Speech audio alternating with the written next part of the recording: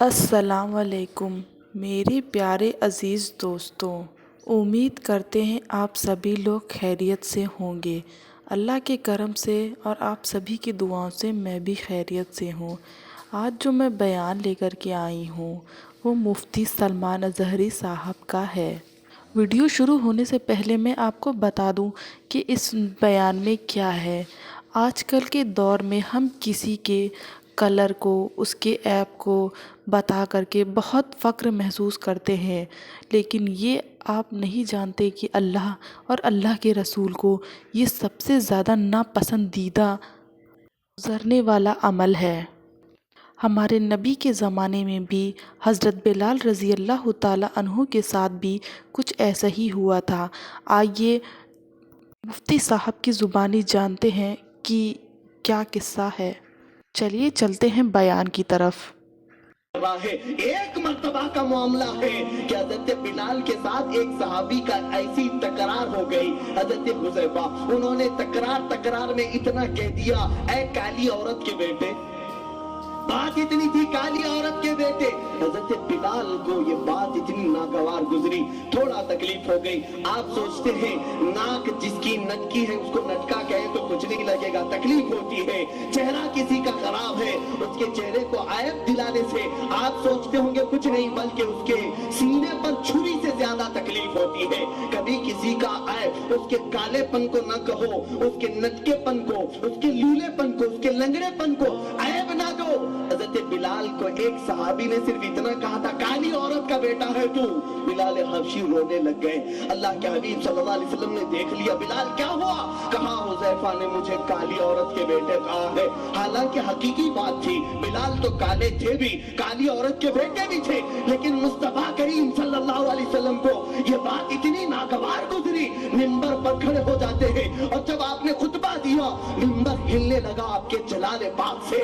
صحابہ سے فرماتے ہیں تم سے پہلی والی قومیں اسی لیے برباد ہو گئی کہ وہ اپنے بھائیوں کو تانا دیا کرتی تھی۔ خبردار، میں نے تمام جاہلیت کے تانوں کو اپنے پیروں سے رون دیا ہے۔ کہاں ہے حذیفہ؟ ابھی کل جاہلی کیا یا حذیفہ؟ اے حذیفہ، کیا ابھی بھی تمہارے اندر جاہلیت باقی؟ ابھی بھی تمہارے اندر جہالت ہے؟ اتنا کہا میرے آقا اور اندر چلے گئے۔ حضرت حذیفہ کو یہ بات اثر کر گئی، ہاں مجھ سے غلطی ہو گئی، شیطان کے بہکاوے میں میں آ گیا۔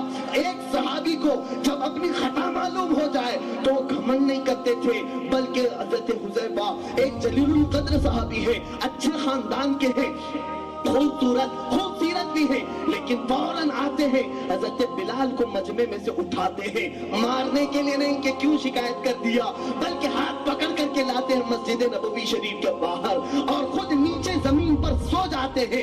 کہتے ہیں اے بلال، مجھ سے خطا ہو گئی، اب میں چاہتا ہوں اس خطا کی تلافی اور بھرپائی تم ہی کرو۔ اپنا یہ کالا پیر اٹھاؤ اور میرے چہرے پر رگڑ دو۔ جب تم میرے چہرے پر یہ کالا پیر رکھو گے میری روح کو سکون ہو جائے گا۔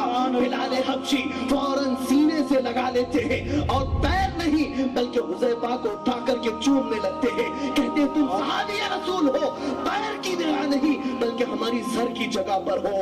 یہ صحابہ کا اتحاد بھی تھا۔ ان غریب صحابہ کے اندر میرے آقا نے کتنے اخلاق ڈالے تھے۔ آج بات بات پر ہم نے عزتوں کو اچھالنا شروع کر دیا اور ان کے خاندانوں کو ہم نے پورے مجمع عام میں تباہ و برباد کر دیا۔ ماں کی گالی، باپ کی گالی جو نوجوان دیتا ہے، خبردار، اللہ رب العزت گالیوں کو سخت ناپسند فرماتا ہے اور رسول کریم صلی اللہ علیہ وسلم ارشاد فرماتے ہیں سباب المؤمن فسوق وقتالہ کفر۔ ایک مومن کو گالی دینا فسق کی علامت ہے اور اس کا قتل کرنا کفر۔ تو دوستوں، آپ کو یہ بات سمجھ میں آ گئی ہوگی کہ ہم جس نبی کی امتی ہیں ان نبی کو بھی یہ ساری بات ناگوار گزرتی تھی کہ کوئی ایک انسان دوسرے انسان کسی کے کلر، کسی کے ایپ کو لے کر کے کچھ بھی کہے۔ میرے عزیز دوستوں، میں آپ سے یہ کہنا چاہوں گی کہ آپ کبھی بھی کسی بھی انسان کو اس کے کلر، اس کے ایپ کو لے کر کبھی ایسی بات اس کے منہ پہ نہ کہیں۔ آپ تو کہہ دیتے ہیں لیکن سامنے والے کی دل پہ بہت ہی زیادہ تکلیف ہوتی ہے، اس کی اس تکلیف کا اندازہ آپ نہیں لگا سکتے ہیں۔ میرے عزیز دوستوں، میں آپ سے یہ کہنا چاہوں گی کہ آپ ایسے عمل کرنے سے بچیں جس عمل سے دوسروں کو بہت ہی تکلیف ہوتی ہے۔ اگر آپ کو یہ ویڈیو اچھی لگی ہوگی تو آپ اسے like, share, comment and subscribe ضرور کریے گا۔